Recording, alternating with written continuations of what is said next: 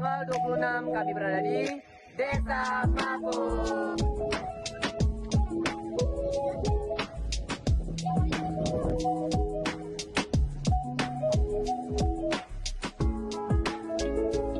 Dinda. Dinda jadi war.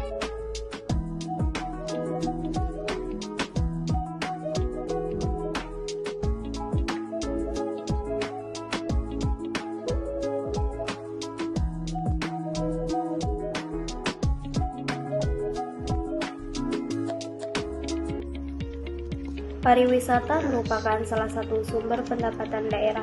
Sebagai sarana pemanfaatan potensi lokal suatu wilayah, salah satunya merupakan pemanfaatan potensi sumber daya alam.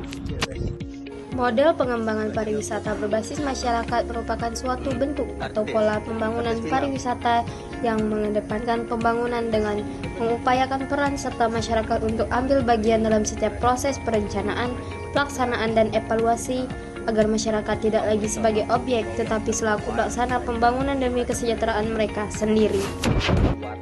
Pulau Mapur tersendiri sebenarnya sudah memiliki kekayaan alam dan potensi wisata seperti yang dimiliki oleh wilayah lainnya. Terlebih Pulau Mapur sendiri memiliki keanekaragaman ekosistem yang sangat penting bagi kelangsungan hidup masyarakat setempat.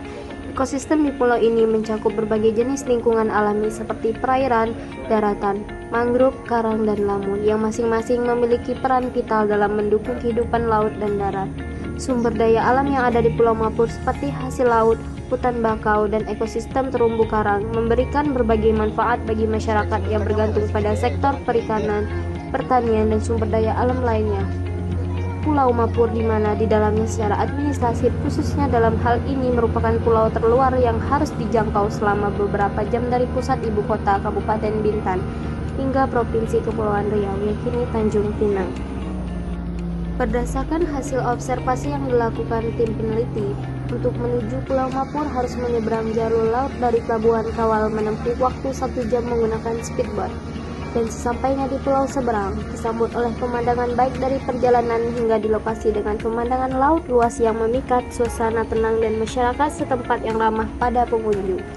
Kondisi yang ditemukan lainnya adalah gedung sekolah, pusat kesehatan berupa puskesmas, pembantu di sekitar lokasi.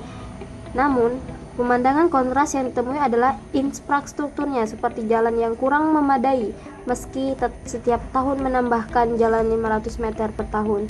Hal ini berdasarkan informasi dari Pak Imran sebagai Kepala Dusun. Sumber daya alam paling menonjol yaitu hasil laut, contohnya ikan, ketam, kerang, dan hasil laut lainnya, serta hasil daratan lumayan seperti sayuran dan kelapa.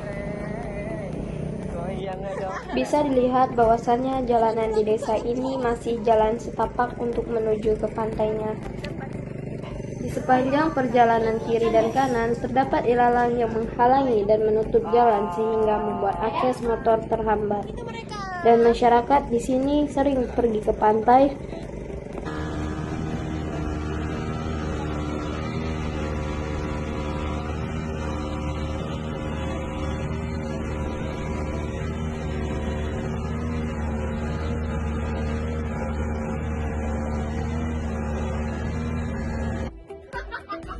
Kondisi pariwisata Pulau Mapur yang kini masih dalam tahap perkembangan, contohnya pariwisata pantai agro, dipping, snorkeling, lokasi memancing, ekologi dengan kondisi pariwisata sekarang. Pengunjung yang pernah datang adalah orang-orang luar negara dan lokal.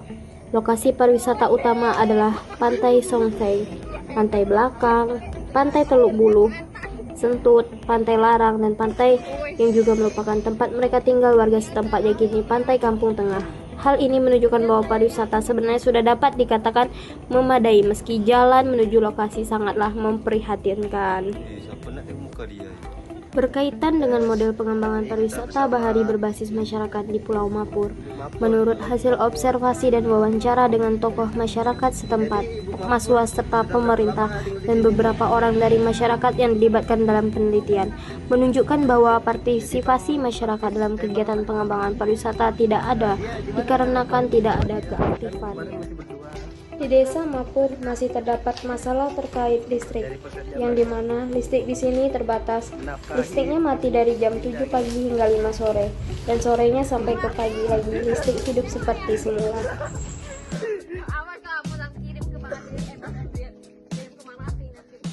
Bang Raffi itu satu pemikiran. Doang itu.